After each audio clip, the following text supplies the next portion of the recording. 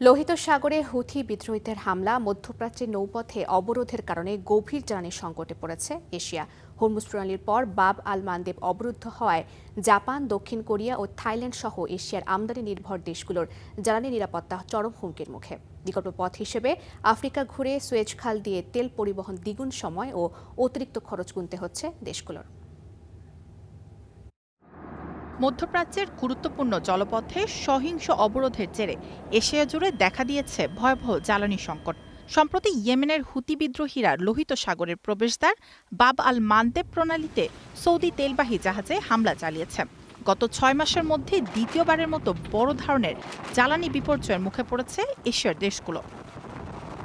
Japan, Philippine, Thailand এবং দক্ষিণ কোরিয়ার মতো দেশগুলোতে তাদের মোট আমদানি করা তেলের প্রায় ৯০% জন্যই মধ্যপ্রাচ্যের ওপর নির্ভরশীল।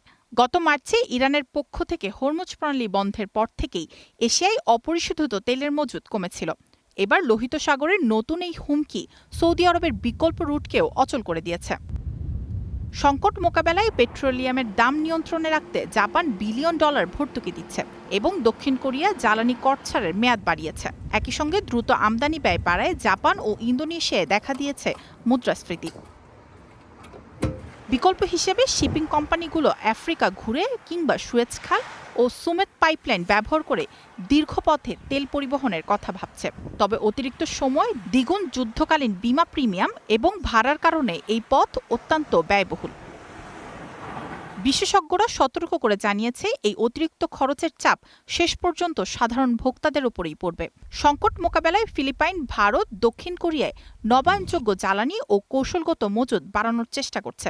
একই সাথে তাৎক্ষণিক চাহিদা মেটাতে ইউক্রেন যুদ্ধের নিষেধাজ্ঞা উপেক্ষা করেই চীন, জাপান ও দক্ষিণ কোরিয়া রাশিয়ার কাছ থেকে বিপুল পরিমাণের অপরিশোধিত তেল কেনা বাড়িয়ে দিয়েছে।